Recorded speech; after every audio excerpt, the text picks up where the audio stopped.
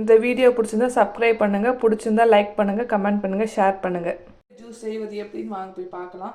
இது புளிப்பாக இருக்குது, அதனால் ஜூஸ் போட்டு செஞ்சு குடித்தா இனிப்பாக இருக்கும். அது எப்படி செய்யலாம்னு பார்க்கலாம் வாங்க.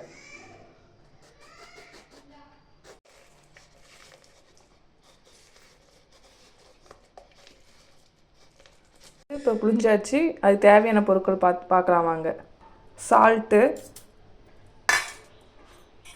பாதாம் பிசுனு உடம்பு குளிர்ச்சி, சூட்டெல்லாம் தணிக்கும். இதை நீங்கள் செஞ்சு ட்ரை பண்ணி பாருங்கள். இப்போ ஜீனி போட்டுக்கலாம். தேவையான அளவுக்கு ஜீனி போட்டுக்கலாம். சாத்துக்குடி ஜூஸு புளிஞ்சதை நம்ம இதில் ஊற்றலாம். இது கொஞ்சம் புளிப்பாக இருக்கும், கொஞ்சம் தண்ணி ஊற்றிக்கலாம்.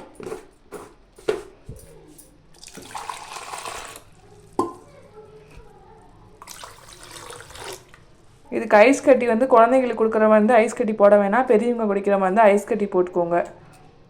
கொடுக்குற மாதிரி இருந்தால் அது வடிகட்டிட்டு கொடுங்க. பாதாம் பிசுனெலாம் இருக்குது.